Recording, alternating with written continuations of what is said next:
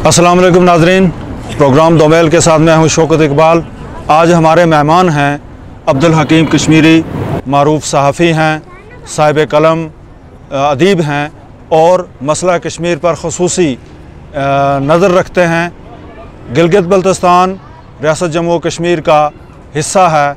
इस हवाले से रियासत जम्मू कश्मीर की तारीख़ी और जुग़राफ़ियाई अहमियत क्या है और ये बात जानने के लिए हम ने ज़हमत दी है अब्दुल हकीम कश्मीरी साहब को। तो उनसे पूछते हैं कि रियासत जम्मू कश्मीर की तारीख़ी पस मंज़र और जुग़राफ़ियाई सूरत-ए-हाल के बारे में हमारे नाज़रीन को आगाह करें। जनाब अब्दुल हकीम कश्मीरी साहब, आपको खुश आमदीद।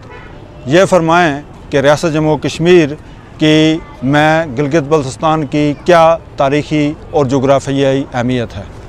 बिस्मिल्लाहिर्रहमानिर्रहीम। बहुत शुक्रिया शौकत इकबाल साहब। गुजारिश है कि 4000 साल कबल की जो तारीख़ है उससे ये साबित होता है कि ये गिलगित बल्तिस्तान और श्रीनगर और ये जो मुज़फ़्फ़राबाद है, मीरपुर है, ये जो इस वक्त मुनक़सिम रियासत जम्मू कश्मीर है, ये एक ही थे, बल्कि इसकी हदूद इससे बहुत ज़्यादा वसी थी। तारीख़ के साथ साथ जुग़राफ़िये बदलते रहते हैं, लेकिन इस वक्त जो गिलगित बल्तिस्तान की जो मौजूदा पोजीशन की बात की जाती है, ये 1947 की हमारे पास जो पोजीशन थी, जो महाराजा की स्टेट थी, और 14 अगस्त 1947 से पहले गिलगित बल्तिस्तान रियासत जम्मू कश्मीर का हिस्सा था। हमारे पास इसके लिए दर्जनों दलीलें हैं, बल्कि सैकड़ों दलीलें हैं, लेकिन सबसे अहम दलील ये है, UN में जब ये मसला गया तो हिंदुस्तान 1 जनवरी 1948 को मसला UN में लेकर गया। तो उस वक्त जो जम्मू कश्मीर को डिबेट हुआ तो 84,000 मरबा मील जो इलाका डिबेट हुआ उसमें गिलगित बल्तिस्तान शामिल है। तो हम इसलिए कहते हैं कि ये जो सूबा कश्मीर है ये 8-8.5 हज़ार मरबा मील है और सूबा जम्मू 12,000 मरबा मील है, और आपका जो 63,000 मरबा मील रकबा है वो गिलगित बल्तिस्तान और लद्दाख है। तो हिंदुस्तान और पाकिस्तान के अपने मुकदमे की रोशनी में जो गिलगित बल्तिस्तान है वो रियासत जम्मू कश्मीर का हिस्सा है।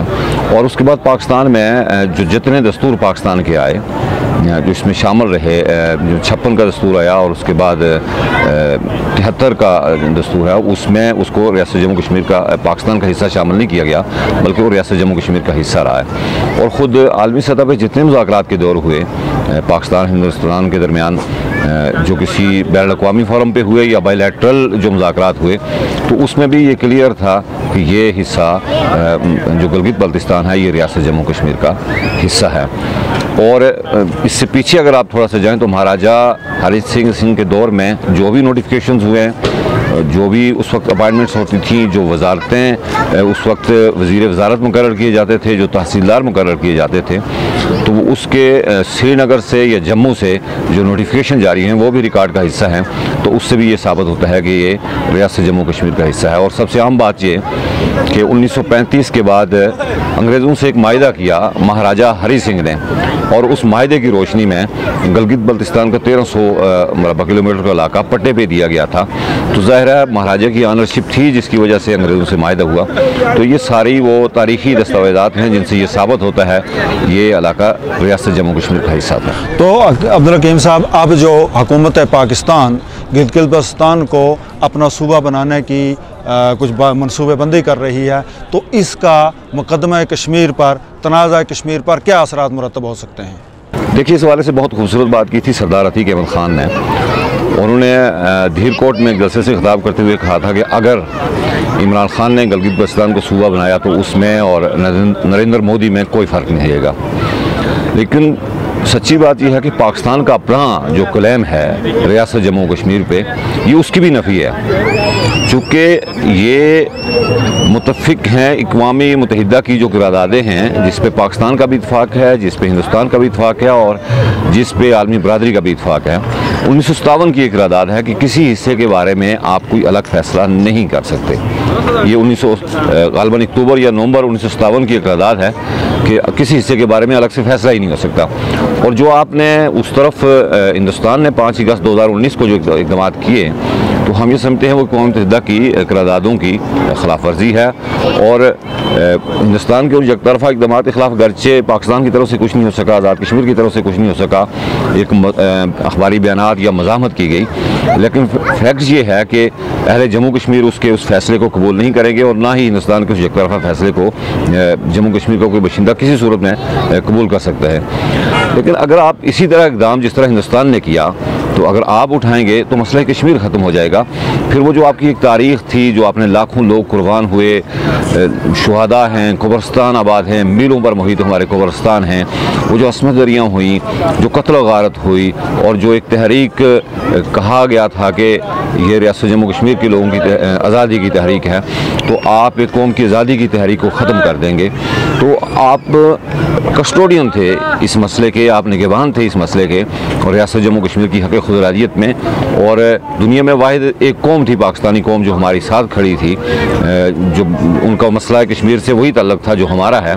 और जब एक ऐसी सूरत हाल में पाकिस्तान के हुक्मरान ये फ़ैसला करने जा रहे हैं और एक ऐसा फ़ैसला जो बिल्कुल उसी तरह का फ़ैसला है जिस तरह हिंदुस्तानी हुकूमत ने किया, तो अहले जम्मू कश्मीर इसको कबूल नहीं कर सकते और ये इसके बहुत मुदर असरात मरतब होंगे। हिंदुस्तान अपने उसी क्लेम पे खड़ा होगा कि कश्मीर उसका अटूट अंग है, जो उसने जिसके अमली इक़दाम उसने 5 अगस्त 2019 को किए। तो अगर आप इसको अपना हिस्सा भी बना लेते हैं तो क्या हिंदुस्तान अपने मुकदमे से दस्तबरदार होगा? आपके पास कौन सी ज़मानत है? और फिर अगर आप ये समझते हैं कि हम इसको सूबा बना लेंगे और उसके ख़िलाफ़ हम एक तहरीक जारी रखेंगे, तो इंटरनेशनली और बैनुल-अक़वामी सतह पर आपके लिए बहुत मुश्किल होगा, क्योंकि आप भी उसी जुर्म के मुर्तकिब होंगे जो हिंदुस्तान ने किया। जी नाज़रीन, अब्दुल हकीम कश्मीरी साहब ने बड़ी खूबसूरत बात की कि गिलगित बल्तिस्तान को सूबा बनाने की सूरत में हुकूमत पाकिस्तान आइनी और अखलाकी तौर पर कमज़ोर पड़ जाएगी और बैनुल-अक़वामी बरादरी के सामने इसकी हैसियत फिर वो नहीं रहेगी जो इससे पहले इसका स्टांस रहा है। हम लेते हैं थोड़ा छोटा सा ब्रेक और उसके बाद फिर आपकी खिदमत में हाज़िर होंगे। जी नाज़रीन, वक्फे से पहले हम गुफ्तगू कर रहे थे कि अगर गिलगित बल्तिस्तान को कश्मीरी अवाम की मर्ज़ी के बग़ैर, मर्ज़ी जाने बग़ैर अगर सूबा बनाया गया तो इसके मसला कश्मीर पर मुज़र असरात मरतब होंगे और हुकूमत पाकिस्तान अपने आइनी और अखलाकी स्टांस से नीचे उतर जाएगी। तो अब इसी हवाले से हम मज़ीद गुफ्तगू करते हैं अब्दुल हकीम कश्मीरी साहब से। तो अब्दुल हकीम कश्मीरी साहब ये फरमाएँ कि न सिर्फ अक़वाम मुत्तहिदा की करारदादें बल्कि हुकूमत पाकिस्तान का, जिस तरह आपने कहा कि 3 जो आइन हैं, 56 का, 62 का और 73 का, इनमें यह ज़मानत दी गई है कि रियासत जम्मू और कश्मीर का जो भी हिस्से हैं वो तस्फिया तलब हैं और अक़वाम मुत्तहिदा की करारदादों के मुताबिक उनका तस्फिया होना बाकी है। तो अब अगर हुकूमत पाकिस्तान ऐसा करती है तो क्या हुकूमत पाकिस्तान अपने उस आइन की नफ़ी नहीं करेगी? देखिए, जो 3 दसातीर हैं, 56 का, 62 का और 73 का, इनमें पाकिस्तान के जो आइन की आर्टिकल 1 है उसमें उसकी हदूद, जोग्राफियाई हदूद पाकिस्तान की इलाकों पर मुश्तमिल है, तो उसमें गिलगित बल्तिस्तान और आज़ाद कश्मीर का कहीं जिक्र नहीं। तो उससे ये साबित होता है कि ये पाकिस्तान का हिस्सा नहीं थे। दूसरी बात यह है कि हुकूमत पाकिस्तान चाहे भी कब्ज़ा कर ले तो अलग बात है, ऐसा नहीं कर सकती, इसलिए कि उसको अपने आइन में तो तब्दीली करना पड़ेगी। यूएन की करारदादों को कहाँ छोड़ेगी और अपने उस 70-73 साल मौक़िफ़ को कहाँ छोड़ेगी? तो ऐसी सूरत में बहुत ही मुश्किल है उनके लिए कि वो ये समझें जी कि हम गिलगित बल्तिस्तान को अपने साथ मिला लेंगे और हिंदुस्तान उस तरफ कर लेगा तो मसला कश्मीर ख़त्म हो जाएगा।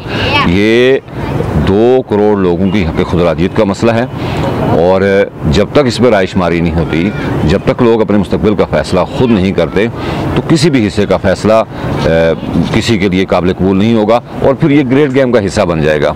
शायद ये समझा जाए कि श्रीनगर की आज़ादी से दस्तबरदार होकर गिलगित बल्तिस्तान को अपने साथ शामिल करके हम इस खित्ते में अमन हो जाएगा।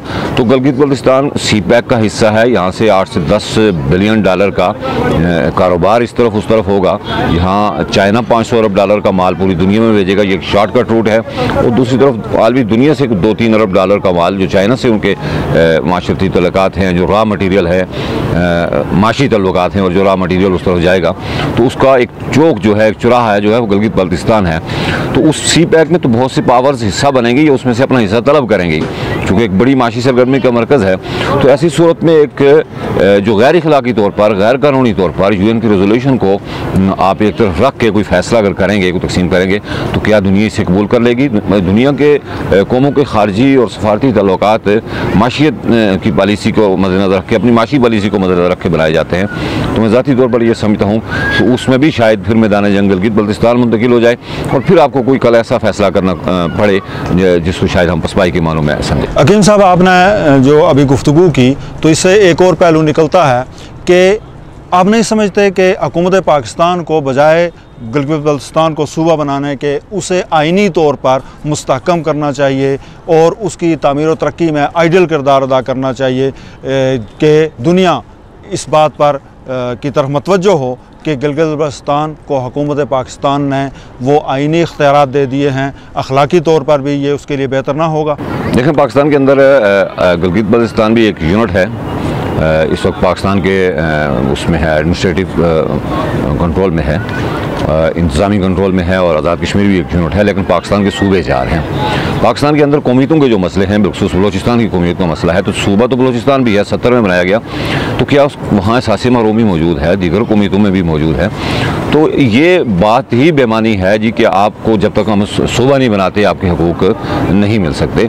सूबा बन के भी हकूक़ नहीं मिले। अगर आप हकूक़ देना चाहें तो सूबा बने या ना बने, अक़वाम मुत्तहिदा की करारदादों के तहत आप पाबंद हैं कि वहाँ अच्छी हुकूमत दें, यहाँ नज़्म ज़ब्त अच्छा रखें, तो गिलगित बल्तिस्तान के लोगों को वो ये हकूक़ दिए जा सकते हैं। इसका इससे जिम्मेदारी है अगर आप उसकी जो जुग्राफी हैसियत है, जो कानूनी हैसियत है, जो आइनी हैसियत है, उसको जो इंटरनेशनल हैसियत है, उसको मुतासर किए बगैर अगर उसको कोई आप वहाँ पे इस्लाहात करते हैं, वहाँ पे बेहतर निज़ाम लाते हैं, वहाँ के लोगों को हक़ हुक्मरानी देते हैं, तो ये शायद एक बहुत अच्छा चेहरा आपके लिए जाए। और दूसरी अहम बात, गिलगित बल्तिस्तान के 18 लाख लोग पाकिस्तान के हक़ में वोट दें, हमें उस पर कोई इतराज़ नहीं, लेकिन उस पार से आपको 50 लाख लोग चाहिए, 455 लाख लोग चाहिए जो वोट रायशुमारी में आपके पास आएंगे, तब गिलगित बल्तिस्तान आपका सूबा बनेगा और तब कश्मीर आपका सूबा बनेगा, चूँकि ये इज्तिमाई रायशुमारी से मशरूत है। बाकी 18 लाख लोग आपके साथ होंगे, उनकी अपनी ख्वाहिश है, उनका भी हक़ खुदराती है, तो हम उस पर बात नहीं करते, लेकिन ये बाइंडिंग है, ये सारा इशू बाइंडिंग है, तो गिलगित बल्तिस्तान उससे अलग नहीं हो सकता। अलबत्ता वहाँ इस्लाहात किए जाएँ, वहाँ के लोगों को राइट्स दिए जाएँ, वहाँ इंसानी हकूक़ बहाल किए जाएँ, वहाँ चीज़ों में बेहतरी की जाए, तो हो सकता है उसमें एक ऐसी कशिश हो कि उस तरफ से भी आपको, जो लद्दाख का इलाका हिंदुस्तान के पास है, वहाँ के लोग इन हालात को देख के आपकी तरफ आ जाएँ। तो ये सारा हिस्सा लोगों की ख्वाहिश भी है, चूँकि रायशुमारी पे है, लोगों की मर्ज़ी के मुताबिक होगा, वही आप उनकी हक़ खुदराती शुमार होगी, तो हो सकता है आपके साथ शामिल। बहुत शुक्रिया अब्दुल हकीम साहब, आपने बड़ी सैर असल गुफ्तगू की।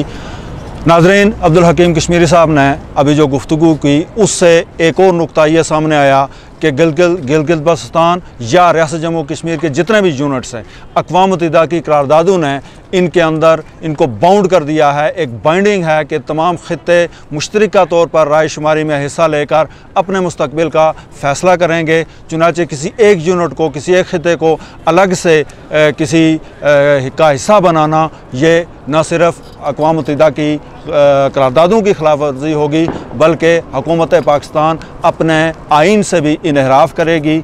इसी के साथ इजाज़त दीजिए, इंशाअल्लाह फिर आपकी खिदमत में हाज़िर होंगे। वस्सलाम।